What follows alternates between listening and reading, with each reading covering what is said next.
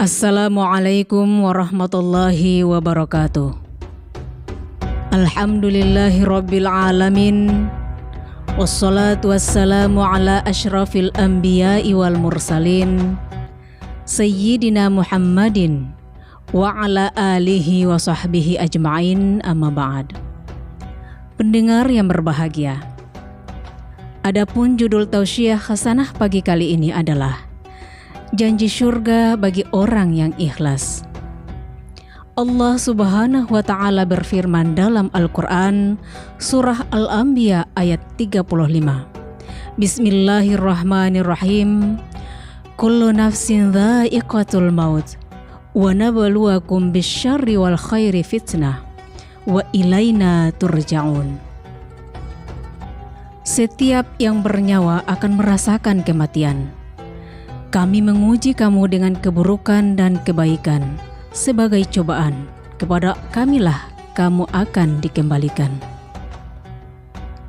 Cobaan diberikan kepada umat untuk mengukur kualitas keimanan serta kesabaran sebagai manusia. Kita hanya perlu berserah diri dan mengikhlaskan segala yang diberikan oleh Allah Subhanahu wa Ta'ala.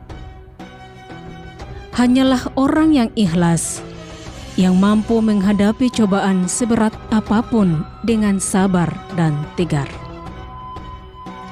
Keikhlasan atau rasa ikhlas sebetulnya adalah sesuatu yang murni dan tidak tercampur dengan hal-hal lain seperti niat buruk, jelek, dan ria.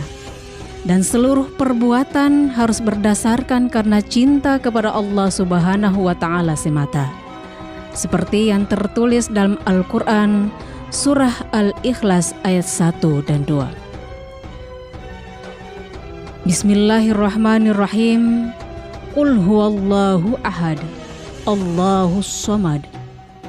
Katakanlah Nabi Muhammad, dialah Allah yang Maha Esa, Allah tempat meminta segala sesuatu.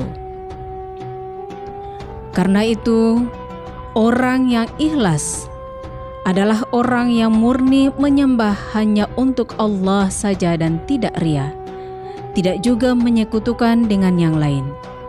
Bisa dikatakan pula, ikhlas itu tidak memperhitungkan apapun dalam setiap perbuatan, entah itu perbuatan baik ataupun perbuatan buruk. Ikhlas terdengar mudah untuk dilakukan. Meski dalam prakteknya, perbuatan mulia ini adalah hal tersulit untuk dilakukan.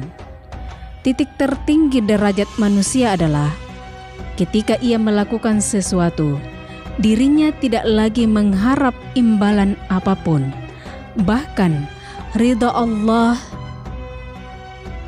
Imam Ruwaim pernah berkata, ikhlas adalah bila orang tidak ridha atau berharap mendapat imbalan baik dunia maupun akhirat, serta tidak rela mendapat bagian dalam dua kerajaan ini. Pendengar yang berbahagia, namun tidak semua manusia bisa melakukan sesuatu tanpa mengharapkan sesuatu. Contohnya, seseorang berinfak sedekah dengan jumlah yang besar. Orang itu berkata bahwa ia ikhlas sebagai hartanya diberikan untuk menabung pahala dan membantu orang lain. Padahal di dalam niatnya terselip keinginan bahwa dia ingin dilihat sebagai orang dermawan.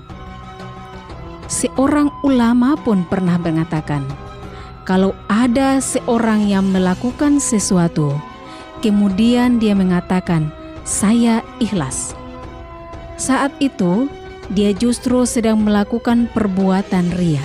Tanpa disadari, dia sedang memamerkan keikhlasannya kepada orang lain. Jadi keikhlasan pun sebenarnya dapat tercemari oleh sikap-sikap tercela yang dapat membawa petaka di hari akhir. Lalu bagaimana kita bisa mengukur keikhlasan? Sesungguhnya Allah Subhanahu wa Ta'ala yang dapat mengukur seberapa ikhlas perbuatan kita. Kita sebagai umat bisa menyiasati keikhlasan kita dengan cara-cara seperti: yang pertama, tidak terpengaruh pujian dari orang lain. Yang kedua, tidak memperhitungkan perbuatan. Dan yang ketiga, niatkan karena Allah Subhanahu wa Ta'ala, bukan karena yang lain.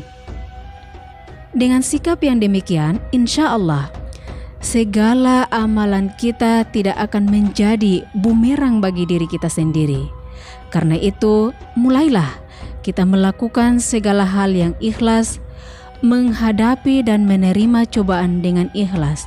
Niscaya Allah Subhanahu wa Ta'ala akan memberikan surga terindah bagi orang-orang yang taat dan ikhlas dalam menjalankan ibadah kepada Allah Subhanahu wa Ta'ala.